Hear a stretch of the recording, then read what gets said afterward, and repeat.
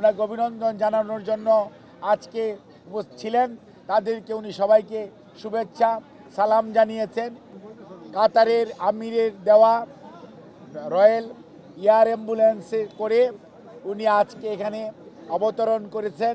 কিছুক্ষণ পূর্বেই আপনারা দেখেছেন এবং শারীরিকভাবে 14 ঘন্টা জার্নি করার পর রাস্তার মধ্যে যে জনতার উচ্ছ্বাস, সেই উচ্ছ্বাস এবং অভিনন্দন, যদিও জনতার পক্ষ থেকে ঠিকই আছে, কিন্তু একজন রুগী চিকিৎসাধীন যেহেতু আছেন, ওনার পক্ষে এটি সত্যিকার অর্থে যদিও কষ্টকর, তারপরেও উনি কিন্তু সবসময় জনগণের নেত্রী, জনগণের পাশে থাকাটাকেই পছন্দ করেছেন।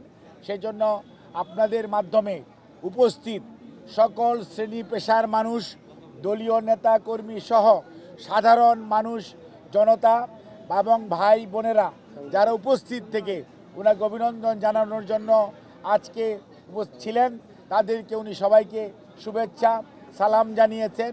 সেই সাথে এই আজকের এই ওনার দেশের বাহিরে যাওয়া, সেই 7ই জানুয়ারি আর আজকের আপনার 6ই মে দেশে ফেরত আসার এই সময়ে বাংলাদেশের বিভিন্ন সংস্থার কর্মরত কর্মকর্তাবৃন্দ এবং বাংলাদেশ সরকারের এই অন্তর্বর্তীকালীন সরকারের বিভিন্ন পর্যায়ের, বিশেষ করে পররাষ্ট্র মন্ত্রণালয় সহ প্রধান উপদেষ্টা সহ এবং আমাদের জাতীয় গৌরব সেনাবাহিনীর সদস্য সহ এবং বিজিবি, র্যাব, পুলিশের সদস্যরা রাস্তায় যে আইন শৃঙ্খলা রক্ষা করার এবং ওনার এই আগমনকে সহজত করার জন্য যে ভূমিকা রেখেছেন, উনি সেই জন্য সবাইকে সংগ্রামী অভিনন্দন, শুভেচ্ছা, কৃতজ্ঞতা প্রকাশ করেছেন।